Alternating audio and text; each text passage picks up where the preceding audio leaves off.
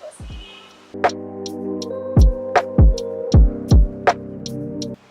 So I work at Selco Foundation and I work in outreach and communications. So what Selco Foundation tries to do primarily in India is we try to address poverty alleviation through energy needs.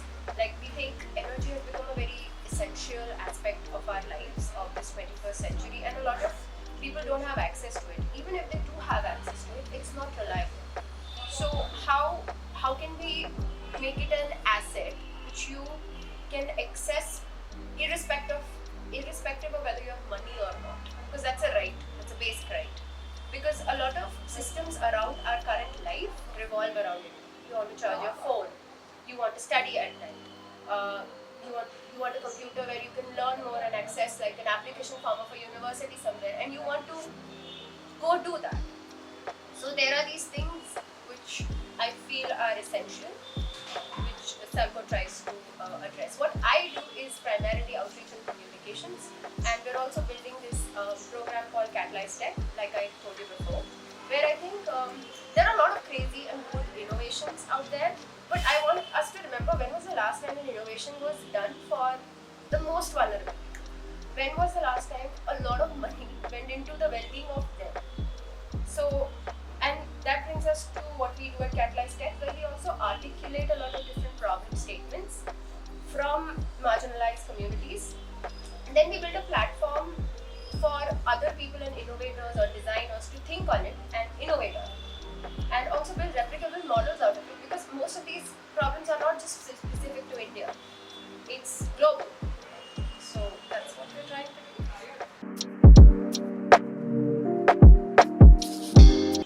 Like I said before, I don't think I could have done anything else. Like I don't know what half of the world is doing in corporate. Okay. My question is, how do you find the motivation to wake up and do things and you see no impact whatsoever? Like we have just I think we live in this day of so much information. We know so much, and if we keep doing what we're doing, then we're just fooled.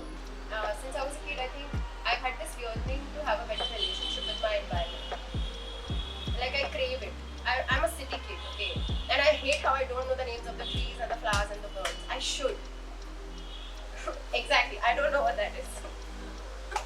But that's it. Like where our food comes from, how most people in communities live by.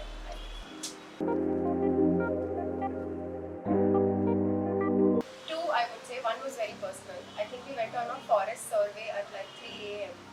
and it was very windy, and this was Maharashtra. We were like a kilometer above sea level, and it was so windy, and then we saw some snakes, but mostly that environment, like it was pitch dark, you could not see anything, and you're just hearing the forest sounds, and like the trees were almost bending to their half, okay, because it was that windy and it was raining.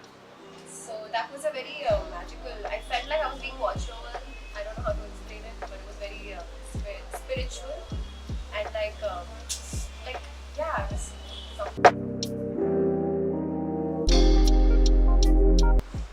So when I was looking for jobs, like how to also make this financially viable, because I do need money to survive.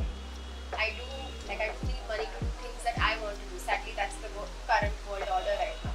So when I was looking for jobs in general, where do you start? Okay, like there are so many things I want to work on. Like there's water, there's soil, there's environment, like in general, conservation, wildlife.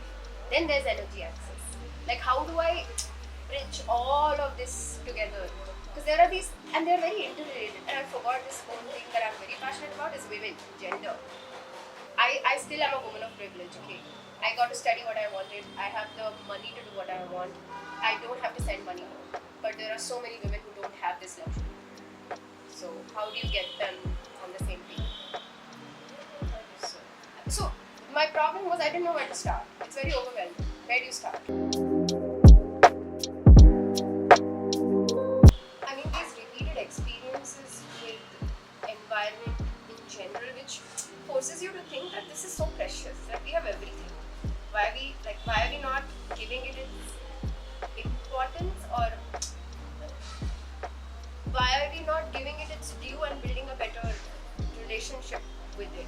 And also, there's so much injustice, right? Like, right now, you go work straight.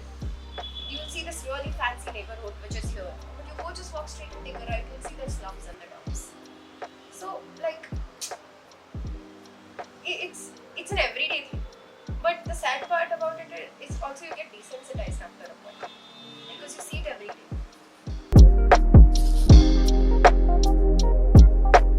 I think a lot of examples that I currently have right now, communities would be of a lot of indigenous communities who live together.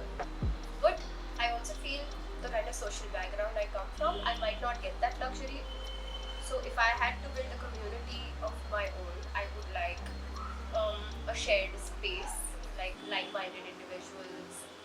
Well, I know I told you this before, but there's one more thing I want to add is acceptance. Like, acceptance of who we are, where we go wrong, what we do right, and just like-minded individuals where you can share these life, like, share certain experiences of life, and then the other person, if they think the same, you share something, you create something. Don't lose hope. That's it. Like, there's just so much stuff, right? But just don't lose hope in what you're doing, and I'm sure it's gonna pan out. Like, I keep giving this example to my dad also, because I keep talking about these very weird things, and he's like, what you're saying is very ideal, it's never gonna happen. But I just want to say that the first woman who voted, there were like 100 years before